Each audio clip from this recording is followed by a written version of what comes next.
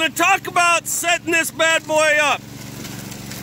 This is the Gold Hog Raptor 2.0. If you watch the Goose's stuff, you know this is our primary piece of equipment. Here's the thing when it comes to Gold Hog products. There is a science to setting these things up, and this is where people have a lot of problems. The biggest thing, you can watch Doc's videos, but until you put your hands on it and really understand it and feel it, and watching the material move through the box, you're not gonna have, you'll have a grasp, but until you see it, you're not gonna really understand it. Here's where a lot of people go wrong and people get frustrated. And they're like, God, I hate this thing. Take your time. So if you're running like expanded metal and miner's moss and all that kind of stuff, you are using technology from literally the 1800s. Maybe a little bit later, I don't know. Goose is not a historian. On gold anyways. Alright, that's a lie. Kind of study that stuff.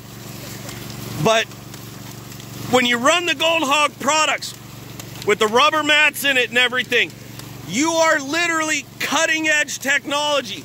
It takes more time. You just don't slap this thing together and go, yep, run it. Take your time. Between Magic Mike, myself, and El Burro running the extension, and that's something I'm going to talk about in a minute, is as this box gets longer, difficulty goes up. But when it was just Magic Mike and I for a long time, we could get this dialed in and the middle box dialed in literally about 10 minutes. This is where you got to stop, take your time, and make sure it's right. So,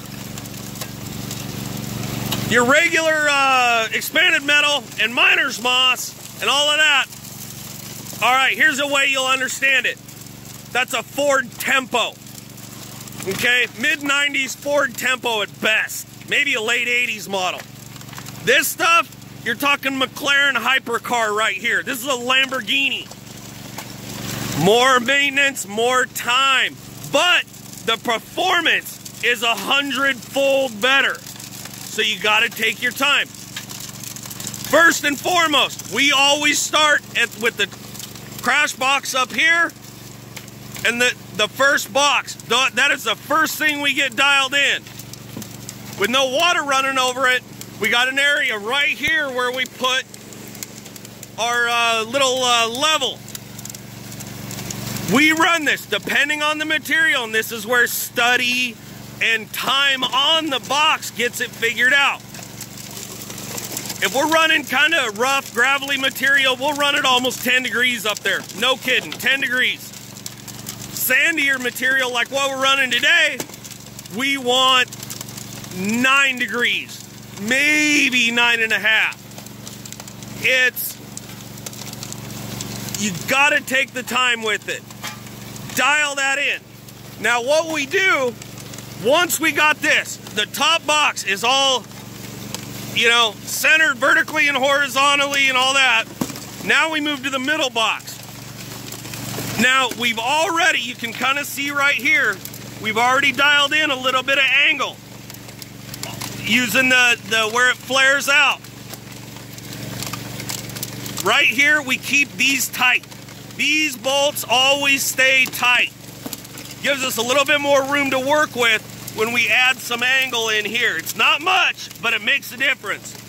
Now up here, when we're putting it together, we only use this middle nut right here.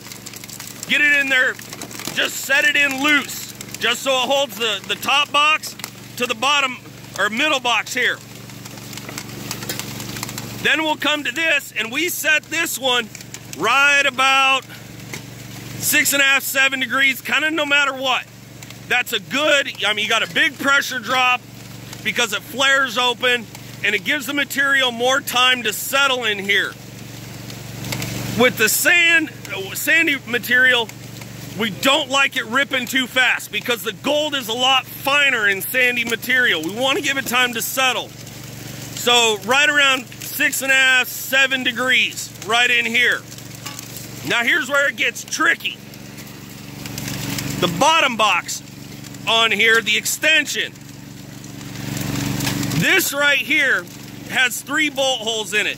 We will generally only run 1 or 2 bolts because what you need to do to really make this work so you can get those more angles and tilts out of it, you need to go in here and run a round file in there back and forth to give it more area to move, because you never know what kind of ground you're going to have this set on. That's a whole nother ball of wax. Having right angles, getting the top box up high enough, you just got to take your time. But right in here, we'll always set up with only 1. So once we get top box dialed in, middle box dialed in, then we come down to the bottom box. We make sure we got everything vertically and horizontally square, and then we can start adjusting the angle. Now this guy down here, we want running 3.5, 4 degrees. This is where the super fine gold that would normally get blown out of the box, or what little does. Now that's some caveat. If you set this up right, you will hardly lose anything. You will always have losses. Just wrap your head around it. But this extra 3 feet right here makes a huge, huge difference in capture rates. All the little itty bitty tiny itsy bitsy bitsy bitsy stuff you lose here, you will catch it here. Highly encourage you, get the extension. If you are in an area that requires permits to go over a certain size, like the Goose, do it. Get the permit, get the approval, just do it. It's worth the money if you have to pay for the permit. But the box is what's worth the money. It'll pay for itself in the long run. But once we got this dialed in, we'll set it 3.5, 4 degrees. The other thing about this bottom extension, your feed rates increase dramatically. You can feed this thing, with the 3 of us here today, we cannot feed it fast enough. That's all it boils down to. But once we got it all set up, we come back in here, we run a second bolt in. There's really no need for third. It's just a little bit extra time we don't want. You could even get away with just tightening up the middle one. But once you got everything set up, throw some shovels of dirt in it. You want to watch the material as it comes down to make sure it's feeding evenly. You got a nice consistent line of dirt from one side to the other. Oh wow, this is a lot of garnets in this, so you can see the purple in there. Garnets usually means gold, but not all the time. But one thing, Burrow, throw some dirt in it.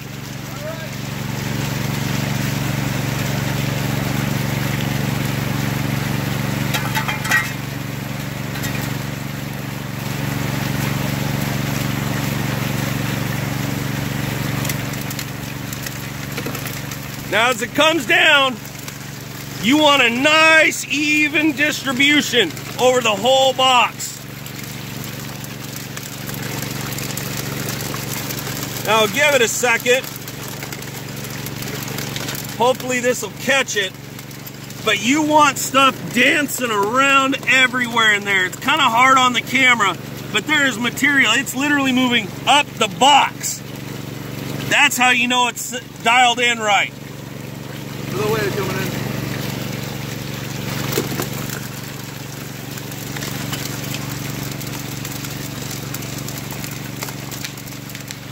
What do you got, Mike?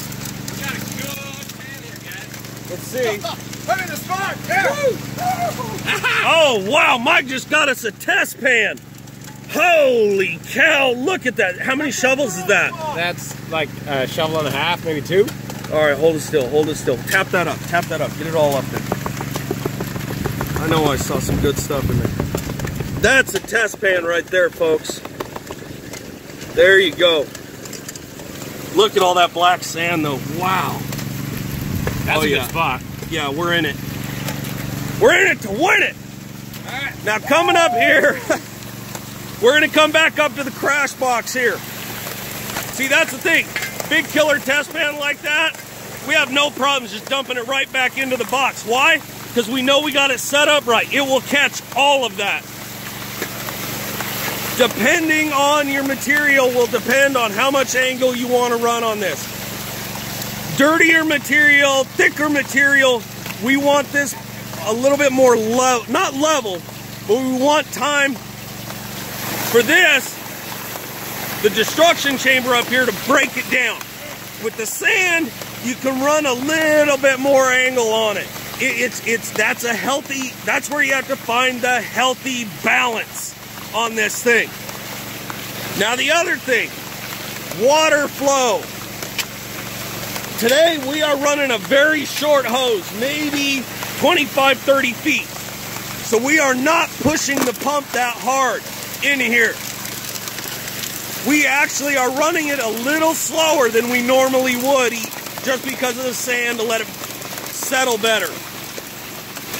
On the Gold Hog stuff, you want this material, I'm going to say, ripping through here, because compared to that Ford Tempo of expanded metal and miner's moss, you got a hypercar here that can handle it when you run it faster. And the way these mats are designed is to run it hard.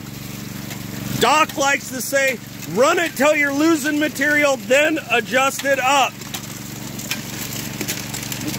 We used to do that. We don't need to anymore, just because we know this machine so well. It's you got Emerson Fittipaldi right over here.